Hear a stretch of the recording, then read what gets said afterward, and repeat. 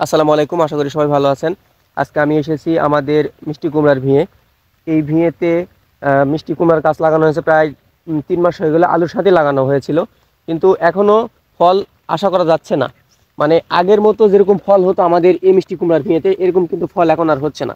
কারণটা হচ্ছে কি দেখেন, এই যে আগার এক ধরনের সমস্যা সৃষ্টি হচ্ছে। এই যে দেখুন, আগাটা মুড়ে যাচ্ছে। আগার যে এই যে একটা দেখাচ্ছি আপনাদেরকে, এই যে দেখুন এরকম অবস্থা। বিষ দিয়েও কোনো প্রতিকার পাচ্ছি না আমরা। তো যা হোক, আজকে খুব আবহাওয়া খারাপ। ভাবছিলাম একটু ঘাস কাটতে যাব, এই যে বস্তা এবং কায়দা নিয়ে আসছি, কিন্তু কোনো মতে আমরা আগাতে পারবো না। এই জন্য এখানে বসে গেলাম আপনাদের সামনে কিছু কথাবার্তা বলার জন্য। কুমড়ার জমির অবস্থা খুব খারাপ। ফল আসতেছে কিন্তু ফলটা আটকিচ্ছে না। আপনারা যে মিষ্টি কুমড়ার ভি দেখলেন সেটা হচ্ছে আমাদের মিষ্টি কুমড়ার জমি। এই জমিতে আলুর সাথেই কিন্তু মিষ্টি কুমড়ার চারা লাগানো হয়েছিল। এই মিষ্টি কুমড়ার চারাটা হচ্ছে 500 টাকা এক প্যাকেট বিচির দাম। আমাদের বাজার থেকে সংগ্রহ করা হয়েছিল চারাটি।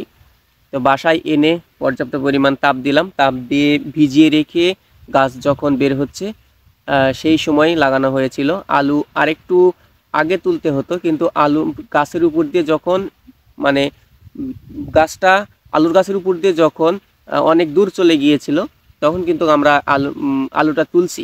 এই জন্য গাছটা উল্টিয়ে দেওয়ার কারণে কিন্তু এখন সেই গাছটার জোর কমে গেছে। আর যেটা দেখলেন আগার মানে মাথায়, গাছের মাথায় যেরকম জোর থাকে সেরকম কিন্তু জোর নেই।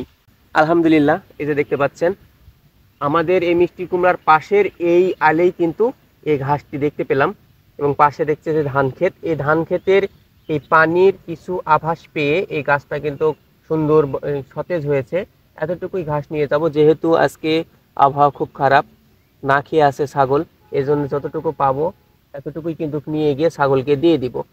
আর যদি আবহাওয়া ভালো হয়, রোদ যদি ওঠে এবং যদি এই ইয়েগুলো যদি মানে শিশির কুয়াশাগুলো যদি ঘাস থেকে পড়ে যায়, তাহলে কিন্তু ছাগল ভালো খায় ঘাস।